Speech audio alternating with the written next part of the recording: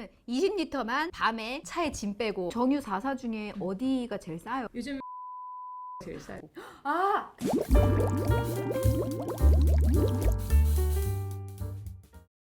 진짜 비싼 데는 2,500원이 넘었더라고요. 네, 3,040원도 있습니다. 무서워서 기름 먹는 게. 그러게 말이에요. 3,040원은 저 처음 본 것 같아요. 진짜로. 어디서 저희 보셨어요?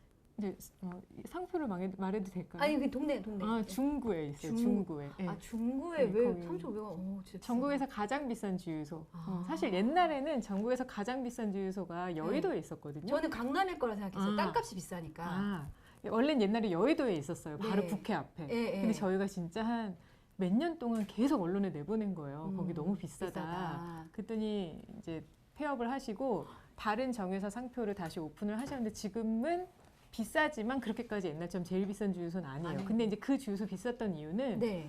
국회의원분들께서 법인카드로 이제 보통 주유를 하시잖아요. 그렇죠. 그러니까 이제 기사분들이 내 돈이 아니니까 비싸도 그냥 가까운 데로. 넣으시는 거예요. 요거 생각났어요. 운전할 때 기름값 오르고 나서 브레이크를 밟지 않아요. 아, 네. 가속, 급 제동을 하지 않고 정말 정석주행. 정석으로. 이게 제일 네, 기름값 맞아요. 아끼는 기름값 방법이니까. 방법이라서. 아, 그래서 이제 그런 거를 생각을 하면 우리가 지금은 이제 유가가 높긴 한데 이제 결국은 탄소 중립을 가야 되잖아요. 그래서 그런 거를 생각하면 계속 이렇게 깎아주는 것만이 과연 답인가는 좀 생각해 볼 필요가 있어요. 또 왜냐하면 국제유가라는 게 진짜로 어디까지 올라갈지 잘 모르고 어디까지 떨어질지 잘 모르잖아요. 네. 80달러대 20% 내린다고 결정했더라고요. 네. 지난 11월에. 그리고 120달러가 됐던 5월, 3월에 이제 5월 달에 10%더 얹어서 추가하겠다라고 30%. 했고 네. 이번에 150달러가 됐을 때 7%를 더 추가 인하를 결정을 하셨더라고요. 네, 네. 그럼 아까 말씀드렸듯이 더 올라가면 더 내릴 여지가 어디서 없잖아요, 여지를 할 세금이. 것이냐. 그래서 저는 이거를 좀 시스테매틱하게 만들 필요가 있는 것 같아요. 국제유가가 배럴당 어느 정도 됐을 때 몇 표를 내리고 이게 좀 되지 않으면 소비자도 예측이 불가능한 거예요. 궁금한 게 저 진짜 유가가 올랐다고 하면은 주유소 그냥 바로 반영하잖아요. 네, 근데 맞아요. 뭐가 올랐다라고 해서 주유소 보면은 가격이 올라 있어요. 근데 유가 내렸다 주유하러 갔다 똑같아요. 맞아요. 이거 왜 속도가 왜 이렇게 다른 거예요? 그러니까 이제 저희가 이제 수치상으로 보면 저희 네. 2018년에도 유류세 인하를 한번 한 적이 있었어요. 그래서 네. 그 당시에 이제 저희가 딱 조사를 해보니까 그때 딱 올릴 때 빨리 내릴 때 천천히를 저희가 발견할 수 있었는데요. 예. 유류세 인하를 한 첫날 내려간 그러니까 전체 주유소 중에 가격을 1원이라도 내린 주유소는 25%인데 예. 이제 유류세 환원을 하면서 바로 첫날 그러니까 그 주유소 가격을 올린 주유소는 50%가 넘어요. 아, 이게 그러니까- 말이 안 되는 거지. 이게 토끼가 거북이가 아니고 네. 뭔가 오를 때는 토끼처럼 빠르고 내릴 때는 거북이처럼 너무 느리단 말이야. 그러니까 이제 보통 뭐 주유소 입장에서는 우리가 저기 싸게 유류세 내리면 기존에 비싸게 사갖고 온 거를 어떻게 빨리 그냥 반영 안 하고 싸게 팔아 우리가 손해 보잖아라고 예. 말씀을 하시잖아요. 네. 근데 올라갈 때는 그럼 똑같이 우리가 싸게 저렴하게 사온 사온 거. 거를 더 오랫동안 팔아야 되는데 올라갈 때는 그렇게 좀 많이 빨리 반영을 하시더라고요. 핑계도. 요거 유류세 깎아주면 이제 세금을 덜 걷는 거잖아요. 근데 그쵸. 전 모르겠어요. 그 깎아준 세금이 지난해 11월부터 해주기 시작했으니까 지금까지 계산을 해보면은 뭐 한 9조 정도의 그쵸. 세금이 깎이게 되더라고요. 네네. 근데 말씀드렸다시피 저는 주유할 때 별로 이렇게 얻는 이득은 없는 것 같고 여전히 저에게는 비싼데 그럼 이 깎아준 이 돈은 누구한테 가는가 이게 좀 궁금하더라고요. 어디로 새는 거 맞아요? 근데 뭐 좀 샌다고 보긴 볼 수 있을 것 네, 같아요. 근데 펜 잉크가 샜어요.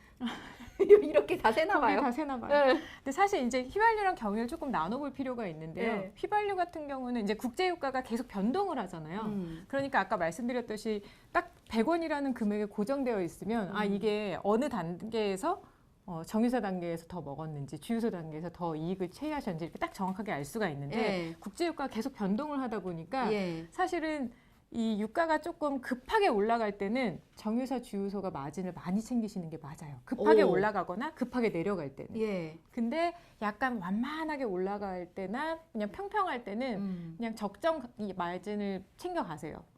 그러니까 지금 말씀하신 것처럼 예. 이 유류세 인하를 하고 가격이 좀 적정했으면 더 많이 반영이 됐을 텐데 계속 유가가 좀 올라가는 추세이다 보니까 정유사랑 주유소에서 조금 더 마진을 챙기신 부분이 있는데 소비자가 예측할 수 있게 시스템이 좀 마련이 돼야 된다라고 하셨는데 저는 궁금한 게 국제유가가 오르내림을 우리는 매일같이 수치로 보잖아요. 보자, 근데 그거는 우리나라에 언제 반영되는 거예요? 그러니까 보통 최근에 떨어진 게 왜 반영이 안 되는가? 이 반영되기까지 며칠의 시간이 필요한가? 그러니까 보통 저희가 2주라고 얘기를 해요. 왜요? 그러니까 그러니까 국제 원유가 우리나라에 들어와서 정제하는 데 걸리는 시간을 1주라고 보통 가정을 하고요. 아, 사 와서 정유사에서 막 정제를 정리하고 하는 만들고 거. 정유사에서 만들어서 주유소에다 유통하는 데 보통 일주일이 걸린다고 얘기를 해요.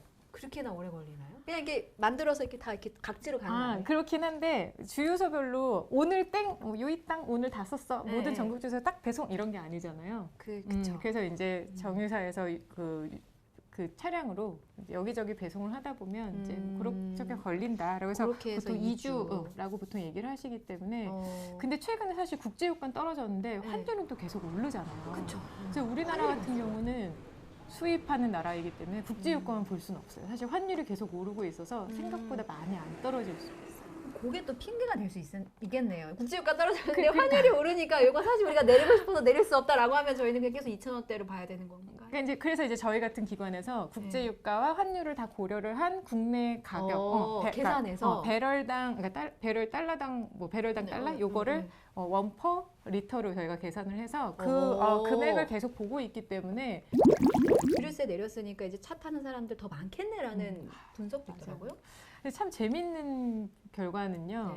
유류세를 작년 11월에 인하했고 올해 5월에 인하했잖아요. 근데 우리나라가 보통 이제 소비를 보면 휘발유가 한 달에 600만에서 700만 배럴 정도 소비를 해요, 보통.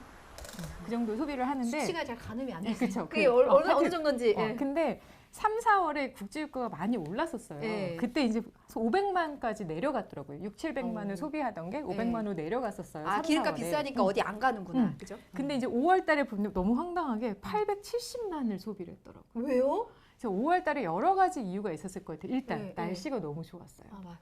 두 번째 코로나19 거리두기가 해제됐어요. 일상 회복이 됐죠. 맞아요. 세 번째 유류세가 인하했어요. 그러니까 이 여러 가지가 복합적으로 합쳐지면서 또 가정의 달이에요. 행사가 좀 많아요. 그래서 맞아요. 가정의 달을 위해서 다 아끼고 아꼈다가 굉장히 많이 돌아다니신 거예요. 그래서 사실은 어떻게 보면 유류세 인하를 안 했어도 물론 늘긴 했지만 유류세 인하 분명히 저는 기폭제가 됐을 거라고 생각을 하긴 해요. 왜냐하면 이제 아까 말씀드린 작년 11월에도 그 전달보다 100만 배럴을 더 소비를 했더라고요. 그러니까 소비자가 아무래도 유류세를 내린다고 하면 조금 더 여유롭게 차량을 타시는 그런 마인드는 생기는 것 같아요.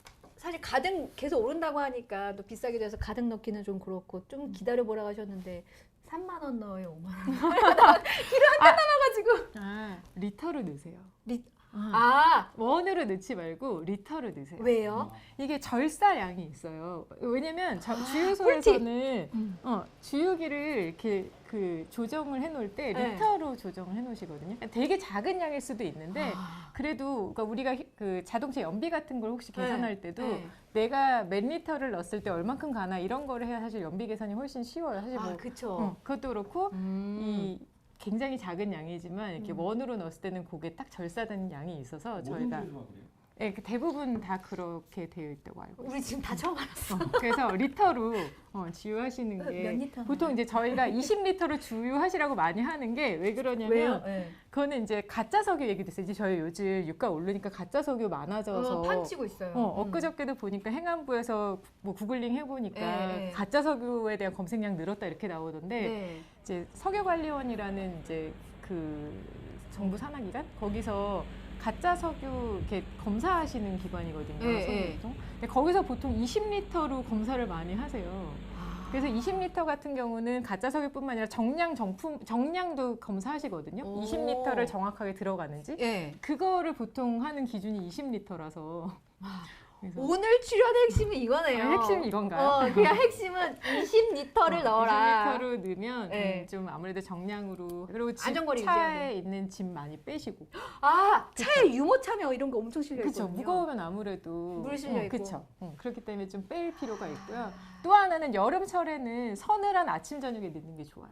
맞다. 부피가 약간 팽창하기 때문에 낮에는요, 걔가 그것도 굉장히 적은 양일 수 있는데 조금 적게 들어간. 그래서 이제 좀 가급적 선선한 아침 저녁에 넣으면 부피가 조금 네. 상대적으로 줄어드니까. 그러면 20리터만 음. 밤에 음. 차에 짐 빼고 정석주행. 정석주행. 네, 맞습니다. 여기까지 듣겠습니다. 오늘 잘 네. 들었습니다. 네, 감사합니다. 아, 그럼 정유 4사 중에 어디가 제일 싸요? 그럼 어디 가서 기름 넣어야 돼요?